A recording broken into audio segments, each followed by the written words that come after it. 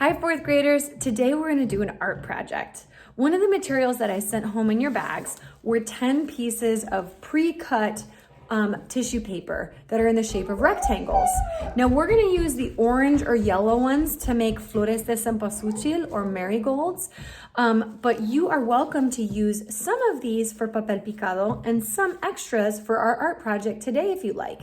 And if you are not making flores de cempasúchil or papel picado with us, here's an alternate art activity that you can do with this material. I have some special guests with me today. Let me show you who they are. So here is Calvin, and Forrest is going to be coming too, and they are going to be using tissue paper cut up into pieces. We've made piles of different colors here, and they each have a little cardboard box. Now you could use a shoe box for this, but what we are going to be doing is making a mixture of water and glue, and it's going to be a ratio of 1:1, meaning it's going to be half glue, half water. Now Calvin has these little spongy brushes that you're going to be using, that he's going to be using today. Calvin, which one are you going to use? The thin one or the big one? Okay, so he's going to take that thin one and he's going to mix all that glue and water together in that cup. Go for it, buddy. Now you can just use regular old Elmer's glue. I didn't have any Elmer's glue left, so I'm using wood glue. So we'll see how that turns out. But Calvin's going to mix away and then we'll come back. Okay, so my assistants today are picking noses and are working with some spongy brushes today, but you can use paint brushes too, don't you think, Calvin? Yeah? Okay. So what we're gonna be doing is using this liquid water glue mixture to paint on tissue paper onto their boxes. So let's show you how it's done. You can pick whatever color you want. We're gonna grab, let's start with maybe a piece of whatever Forrest would like. Forrest, what color do you want to use? Green. Dark blue? Okay, and Calvin's going for the green one. Okay, now we're gonna flip this box over on its side, okay? And I want you to put the paper on there.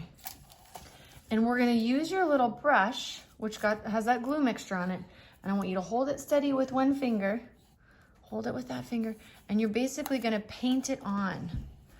Okay, and you might want to put a little underneath it too, I bet. It's just to get it to stick. So let's maybe flip it over. There we go. Now there's a little bit underneath. And we just paint on top until you cover the whole thing.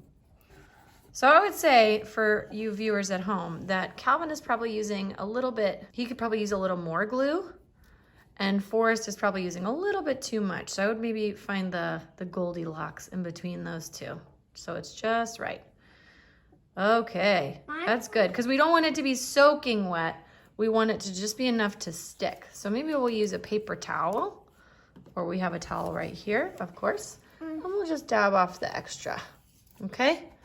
That's all we really need. So you shouldn't really see the glue left, but it should definitely be stuck to it. If it is gonna dry, you might wanna have one side of your box that is able to sit flat on the table so that it can dry. If you have an open box like this, you could always flip it over like that so it can dry.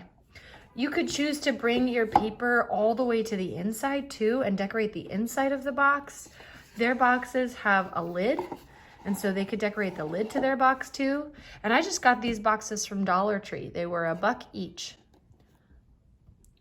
Is this fun?